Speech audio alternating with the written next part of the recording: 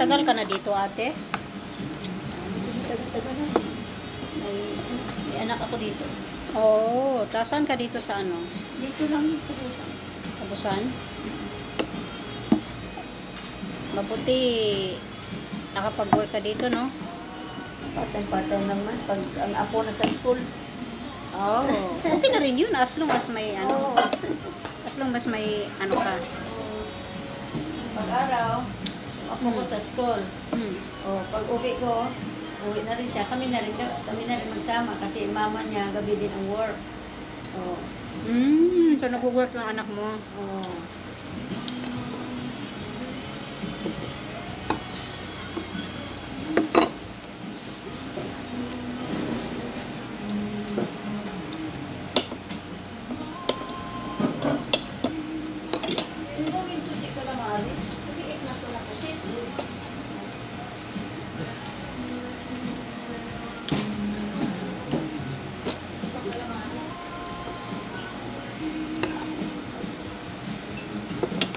Matagal-tagal din ako hindi nakabalik dito. Dati hindi ito ano eh. Saan ka? Saan ka dito? Diyan lang naman ako sa Dongne kasi lang may trabaho kasi ako ba. Kaya nga ako may trabaho. Hindi makagalagala.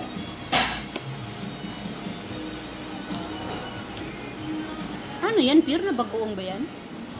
Oo, bagoong. Daming klaseng bagoong. Yung bagoong na sa bote, yung na maliliit na isda, yung ibis ba? Yung ang isda. Oo, ito naman saya, oh. Hipon to siya. Itong pengko, hipon. Ito, ibis din to siya, oh. Maliit din na ibis. Tapos may ara na, ito din, oh, para, ibis din siya. May ara nga daw, sabaw lang siya. Sabaw lang. May ara siya sa sabaw lang. Ilongga ka, te? Oo. Ilongga. Isaya Ilongga. Saya Ilongga. Taga saan ka ba? Kapis ko. Kapit.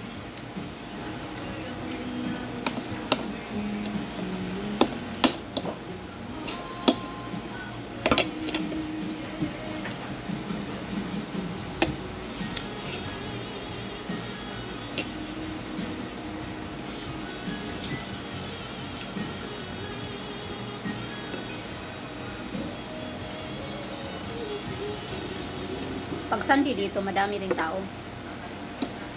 Ano man, depende man. Sa Depende. ano nagapunta.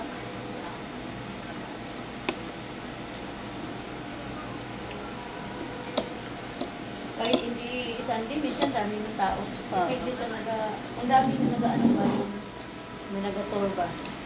Kaso ngayon parang malamig eh, walang kaso baka itong kami na spring ba. By March, marami na yan.